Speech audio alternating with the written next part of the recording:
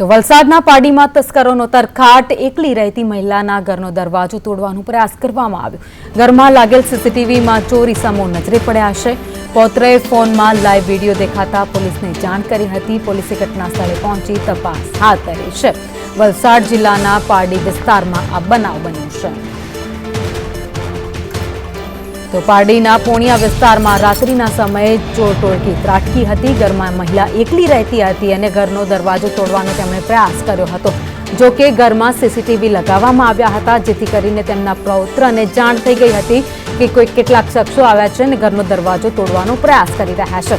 જો કે તાત્કાલિક તેણે પોલીસને ફોન કરી દીધો હતો અને પોલીસ ઘટના સ્થળે પહોંચી ગઈ હતી. અત્યારે વિડીયોના આધારે પોલીસ તપાસ કરી રહી છે કે આ શખ્સો કોણ હતા.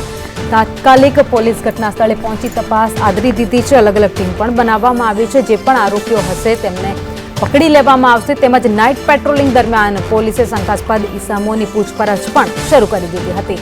વલસાડ જિલ્લામાં ચોર ટોળકી આતંક ધરાવતા લોકો હવે ભયભીત થઈ ગયા છે. આતંક સતત વધી રહ્યો છે. ચોર ટોળકીઓ અલગ અલગ વિસ્તારોમાં જઈ અનેક એવા ઘર છે જેને નિશાન બનાવી રહી છે. જેમાં ઘરમાં એકલી મહિલાઓ રહેતી હોય તેમણે ખાસ ધ્યાન રાખવાની જરૂર છે.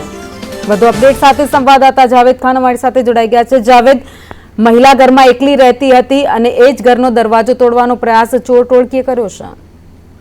જી, આ પારડીના પોણિયા વિસ્તારની ઘટના છે, જ્યાં એક ઘરની અંદર મહિલા એકલી રહેતી હતી, જેને રાત્રિ દરમિયાન મહિલાનો ઘરનો દરવાજો તોડવાનો પ્રયાસ કર્યો હતો. જો કે ઘરમાં લાગેલા સીસીટીવીમાં ચોરટાઓ કેદ થઈ ગયા હતા. એમાં મહત્વની વાત એ છે કે એમનો જે પૌત્ર છે એ નડિયાદમાં અભ્યાસ કરે છે ને એમના ફોનની અંદર આ સીસીટીવી નું જે એક્સેસ છે એના કારણે તેને ખબર પડી હતી, જેથી તેને 100 નંબર પર ફોન ડાયલ કર્યો હતો અને પોલીસ ઘટના સ્થળે પહોંચી હતી. પોલીસે રાત્રિ દરમિયાન અનેક શકમંદોની પૂછપરછ પણ કરી હતી. પારડીમાં છેલ્લા 2 દિવસની અંદર આ પ્રકારની બીજી ઘટના છે, જ્યાં એક નિવૃત્ત શિક્ષકના બંગલામાં પણ 4 થી 5 જેટલા લોકોએ ડુપ્લિકેટ પોલીસ બનીને લૂંટ ચલાવી હતી. 2 મોબાઈલ ફોન પણ લઈ ગયા હોવાની ચર્ચાઓ સામે આવી હતી. ત્યારે ચોરટાઓનો આતંક હાલ વલસાડ જિલ્લાના પારડીમાં વધ્યો છે. સમગ્ર માહિતી માટે આભાર.